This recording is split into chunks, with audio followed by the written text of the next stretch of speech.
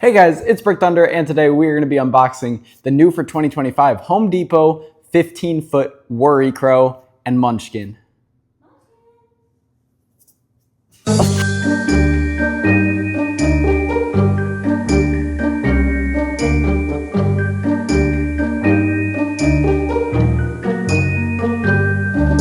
Okay, so if you guys didn't see my last video, I just unboxed right beside me here the 15-foot WorriCrow, which is another Home Depot just released this year. Same prop, just reskinned.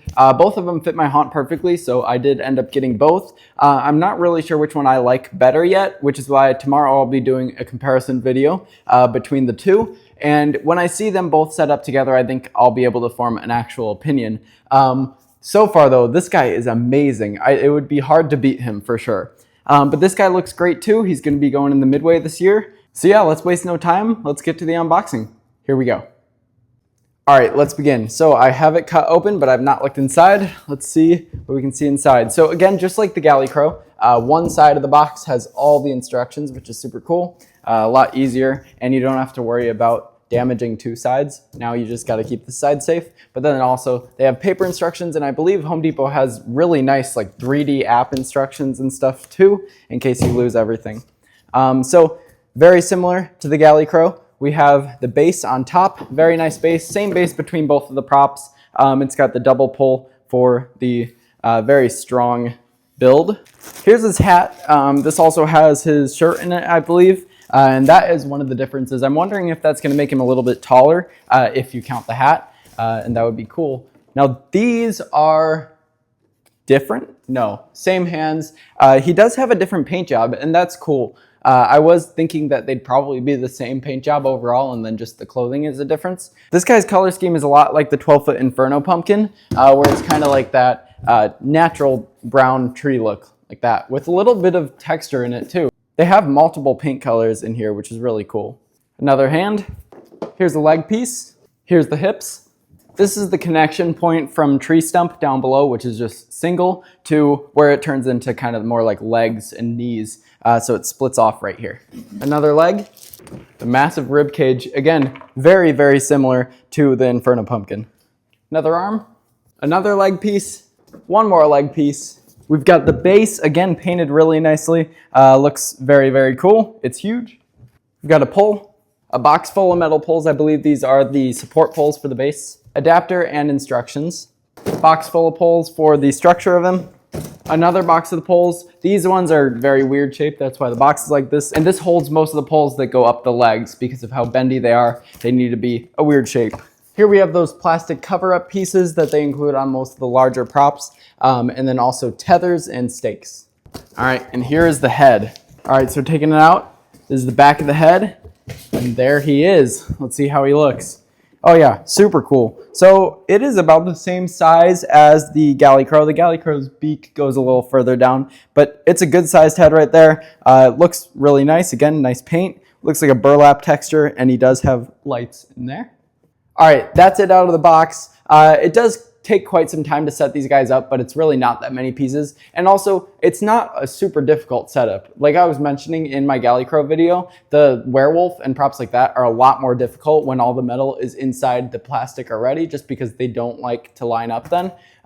When you're putting plastic pieces around the metal, it's not too bad. So I think this guy will probably take about an hour. That guy was about maybe an hour and a half, but already knowing how to build that one, I think that helps a lot since these guys are basically the same thing. All right, let's begin. So starting here with his tree trunk, we're putting the fake base on the real base here. So the way you know you have it oriented right is you have the notch over here, and that notch fits around a metal piece right here. So let's slide this down, and that just rests there on the base. So now you're going to gather pieces C, C, and D. This entire piece here is labeled D. And you're sliding C over like that. So they're both even on the screw holes. Then we can screw both of these in. All right, and with this piece then, we are going to slide it down until these screw holes meet the two at the base. And then we can screw both of these holes in as well. And all the screws here are the same type of screws, so it makes it easy. And they do include the Allen wrench as well. All right, so now we're going in letter order. We have E right here. Let's slide E down onto this. And this should just fit right in place like that. And then we need to find F. We're going to slide F down on this, and we are building him backwards right now. So this is his back facing you guys. And that's so that we can access the screw holes. Then we have G.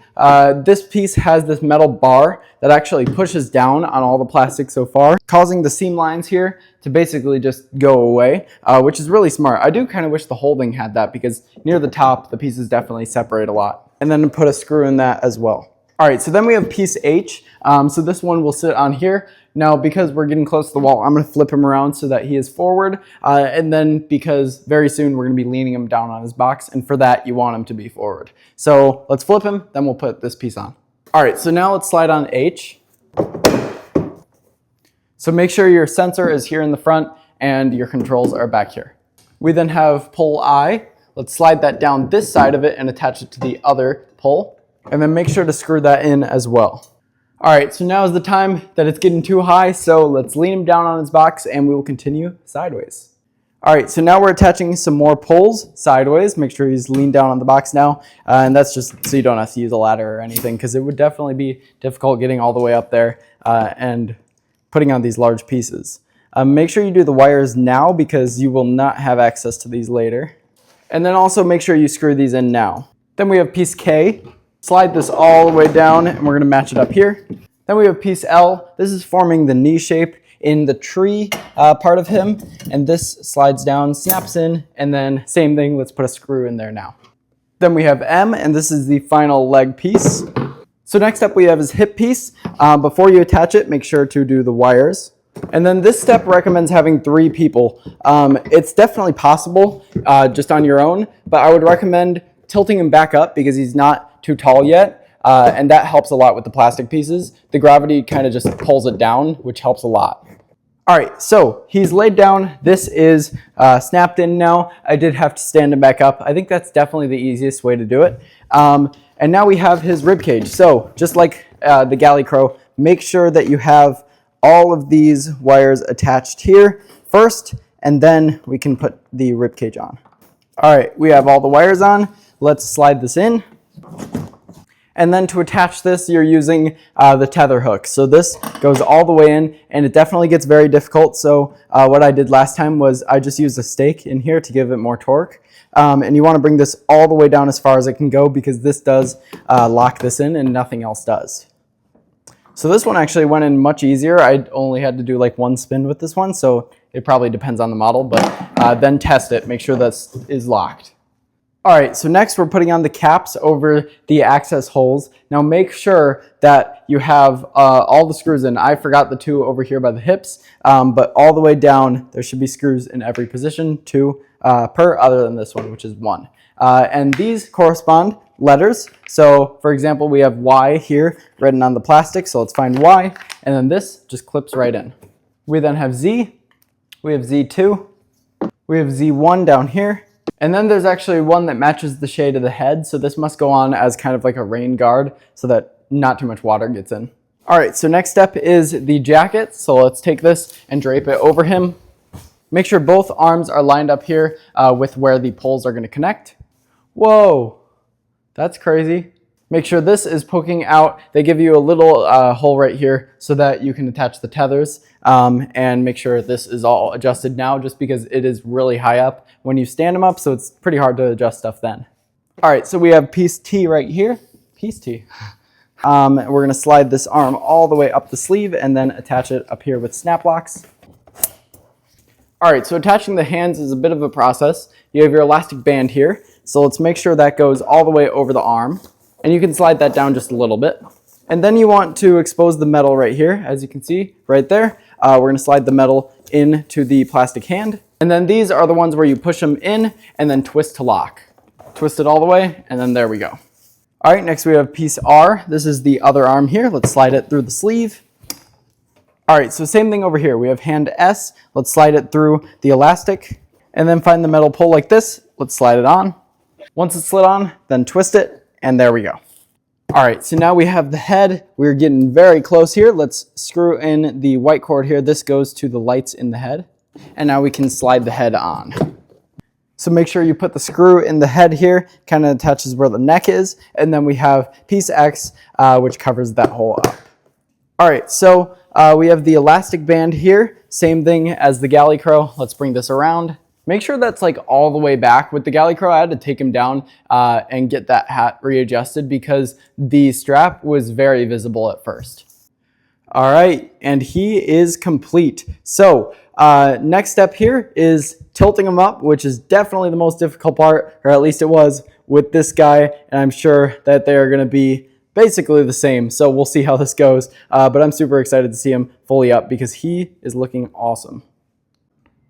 All right, he is fully up and next to the WorriCrow now. He is amazing. This guy, after seeing him stood up, is for sure my favorite of the two. I think this is probably my favorite Home Depot animatronic now, especially since I'm pretty sure my last one was the Phantom, and this guy obviously beats the Phantom by a ton. This thing is so detailed. He looks really professional. Next to this guy, both of them are great, but I do feel like this guy looks a little bit cheaper. This guy very much looks like a professional prop. Especially at night, it's going to be amazing if it already looks this good in the day. And when I do the comparison, I will be showing both of them at night with their lights on and everything. But let's see this guy move.